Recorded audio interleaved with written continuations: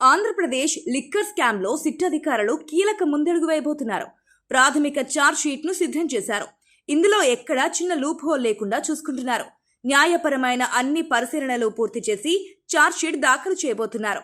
ఈ charge sheet అంతిమ లక్ష్యం సూత్రధారిని కలుగు నుంచి బయటకు తీసుకురావడమే. ఆ సూత్రధారి ఎవరో అందరికీ తెలుసు.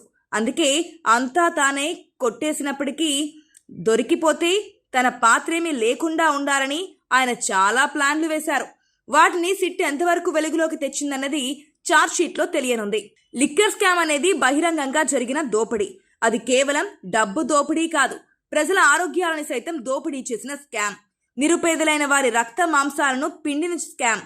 ఇతర బ్రాండ్ల అమ్మకాలను పూర్తిగా నిలిపివేసి తాము తయారు చేసిన మద్యాన్ని మాత్రమే అమ్మించి విపరీతంగా ధరలు పెంచుకొని అమ్మేసుకున్న స్కామ్. పేదల మద్యం అలవాటును అవకాశంగా చేసుకుని వారిని నిలువు దోపిడీ చేసిన స్కామ్. ఇలాంటి స్కామ్ భారతదేశ చరిత్రలో ఎవరూ చూసి ఉండరు. ఆ విషయాన్ని సిట్ తన ఛార్జ్ షీట్లో బలంగా చెప్పాల్సిన అవసరం ఉంది.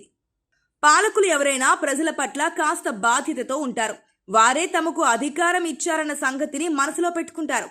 కానీ డబ్బు జబ్బు చేసిన వైసీపీ పెద్దలు పూర్తిగా తమకు ఓట్లు వేసిన వారిని అడ్డగోలుగా స్కామ్లు చేసి మరీ దోచుకున్నారు. చిన్న చిన్న టీ దుకాణాల్లోనూ ఆన్లైన్ పేమెంట్స్ తీసుకుంటున్న సమయంలో వారు పూర్తిగా క్యాష్ ట్రాన్సాక్షన్లకే పెద్దపీట వేశారంటేనే ఇందులో ఏం జరుగుతుందో అర్థం చేసుకోవచ్చు. ఇప్పటికే 11 మందిని అరెస్ట్ చేశారు. దుబాయ్ వరకు స్కామ్లో పాత్రధారులు ఉపయోగించుకున్నారు.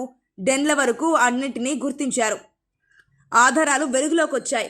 దొరికిన నగదును సీజ్ చేశారు. ఇంత పెద్ద స్కామ్ జరగాలంటే పూర్తిగా పెద్ద స్థాయి వ్యక్తుల పర్యవేక్షణలోనే జరుగుతోంది. సిట్ దాఖలు చేయబోయే ఛార్జ్ షీట్లో సంచలన విషయాలు వెలుగులోకి వచ్చే అవకాశం ఉంది. విచారణ తర్వాత మిథున్ రెడ్డిను అరెస్ట్ చేసే అవకాశం ఉంది. ఆయన చెప్పే వివరాలతో ఛార్జ్ షీట్ను అప్డేట్ చేయాలనుకుంటే సోమవారం ప్రాథమిక ఛార్జ్ షీట్ దాఖలు చేసే అవకాశం ఉంది. అయితే సిట్ విచారణకు ఎంపీ మిథున్ రెడ్డి హాజరయ్యారు. విచారణ నుంచి మినహాయింపు పొందేందుకు హైకోర్టు నుంచి సుప్రీంకోర్టు వరకు ఆయన చేసిన ప్రయత్నాలు విఫలమయ్యాయి. దీంతో మిథున్ రెడ్డి ఈ రోజు విచారణకు హాజరు కావడం అనివార్యమైంది. లిక్కర్ స్కామ్లో A4గా ఉన్నారు మిథున్ రెడ్డి. ఈ కేసులో ఇప్పటికే 11 మందిని అరెస్ట్ చేయగా మిథున్ రెడ్డిని అరెస్ట్ చేస్తే ఆ సంఖ్య 12కు చేరుకోనుంది.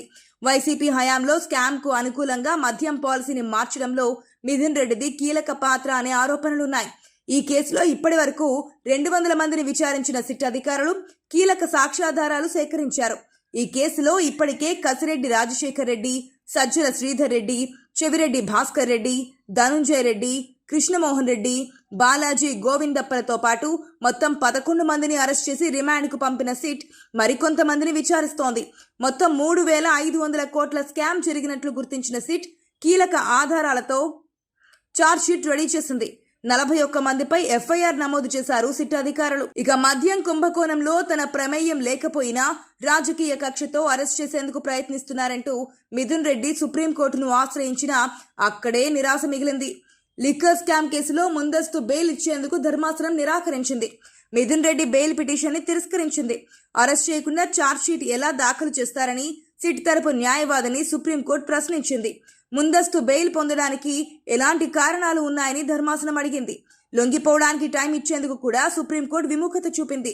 ఇప్పటికే ముందస్తు బెయిల్ కోసం మిథున్ రెడ్డి దాఖలు చేసిన పిటిషన్ని ఏపీ హైకోర్టు కొట్టేసింది. హైకోర్టు తీర్పును సవాల్ చేస్తూ ఆయన సుప్రీంకోర్టులో పిటిషన్ దాఖలు చేశారు. అక్కడే ఎదురుదెబ్బ తగిలింది. మిథున్ రెడ్డి బెయిల్ పిటిషన్ని సుప్రీంకోర్టు కూడా తిరస్కరించడంతో ఆయన్ని అరెస్ట్ చేసేందుకు సిట్ రంగం సిద్ధం చేస్తోంది. కోర్టులో ఆయన అరెస్టు కోసం మెమో దాఖలు చేశారు. ఇప్పటికే మిథున్ రెడ్డి మాజీ గన్మెన్లను సిట్ అధికారులు అదుపులోకి తీసుకుని విచారించారు.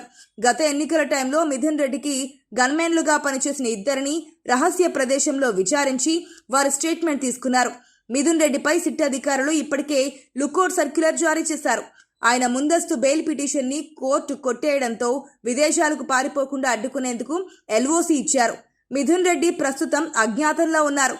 ఆయన ఆచూకీని కనిపెట్టేందుకు సిట్ బృందాలను ఏర్పాటు చేసింది. ఆయన ఆచూకీ తెలియగానే సిట్ అరెస్ట్ చేసే అవకాశం ఉంది.